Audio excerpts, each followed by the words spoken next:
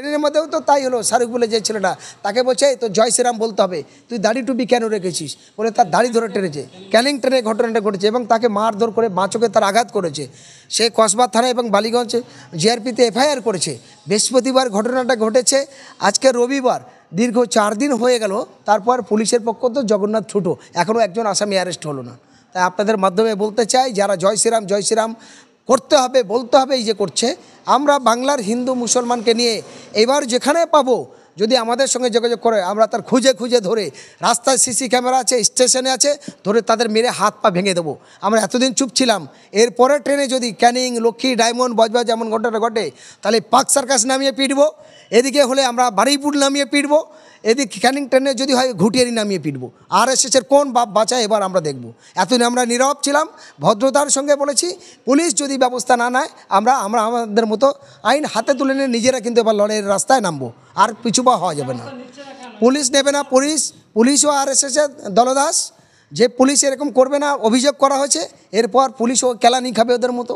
উত্তরপ্রদেশে যদি RSSের দ্বারাই পুলিশ কেলানি খায়, তারপরে পুলিশ যদি না শুধরায়, এখানে আমরা হিন্দু মুসলমান দলিত আদিবাসী ঐক্যবদ্ধভাবে পুলিশের জনগণের ট্যাক্সের পয়সা পুলিশের খাওয়া হয়, জনগণের ট্যাক্সের পয়সায় পুলিশের গোটা পরিবার চলে। সেই পুলিশ যদি জগন্নাথ ছুটো হয়ে থাকে, সরকারি পয়সা খাবার, জনগণের সেবা করার বলে দায়িত্ব নিয়ে দায়িত্বহীনতার মতো কাজ করে, তাহলে পুলিশকে এখন সেই রাস্তায় যেতে হবে, ওই RSSের মতো।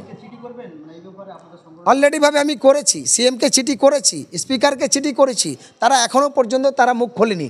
তার মানে তারাও RSSের সেই দালালির পথ অনুসরণ করেছে, অপদার্থর পরিচয় তারাও দিচ্ছে।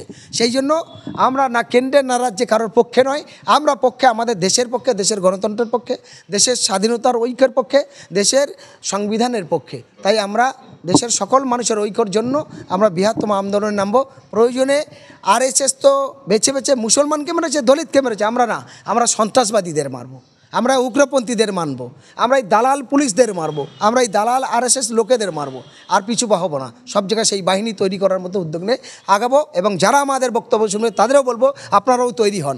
এই সন্ত্রাস যদি ব্রিটিশের তাড়াতে এই দেশে যেমন একবার স্বাধীন হয়েছে, আরেকবার স্বাধীনতা সংগ্রামের জন্য আমাদের তৈরি হতে হবে। এবার জয় শ্রীরাম বলে দেশ স্বাধীন হোক, জয় ওর বাবার দেশ নয়, আর ওরা জীবনেও জানে না যে এই দেশ স্বাধীনতায় কী কী ভূমিকা ছিল, আর কারা কারা টন টন রক্ত দিয়েছে, অর্থ দিয়েছে।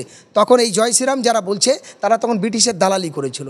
হ্যাঁ, যদি দেশ বাঁচাতে হয়, তাহলে তোমরা যে বড় বড় কথা বলছো, যাও তোমরাই পাকিস্তানে চলে যাও, তোমরা চীনে যাও, জাপান যাও, জার্মান যাও, বাংলাদেশ যাও, জান নামে যাও, কবরে যাও, তোমরা আগুনে পড়ো, পানিই পড়ো, আমাদের দেখার দরকার নেই। কিন্তু দেশের ঐক্য একতার স্বার্থের জন্য আমরা লড়বো। আমাদের পূর্বপুরুষেরা যেমন ধান করে গেছে, আমাদের পূর্বপুরুষেরা যেমন ইংরেজ ব্রিটিশের বিরুদ্ধে বলি হয়েছে, কুরবানি হয়েছে, টন টন রক্ত দিয়ে দেশ স্বাধীন করেছে, আবার এই হারামির বাচ্চাগুলোর বিরুদ্ধে আমরা ঐক্যবদ্ধভাবে রাস্তায় নামব। এখন মুসলমানরা সারা জীবন দেশের শান্তির জন্য লড়াই করে গেছে, আজও লড়ছে। এবং আমার মনে হয় মুসলমানরা যদি দেশে ক্ষমতায় থাকতো, তাহলে এত প্রতিনিয়ত রাস্তাঘাটে শিশু, নারী, পুরুষ, বৃদ্ধ সবাই এভাবে খুন হতো না, হেনস্থ হতো না, তাদের প্রকাশ্যই দেহ খুলে উলঙ্গ করে দিত না। তাহলে ইসলামের দৃষ্টি কালচারে তারা শান্তি সংহতির মধ্যে থাকতেন। এটা একদম দায়িত্ব নিয়ে বলতো। ইতিমধ্যে কি হুমকি এটা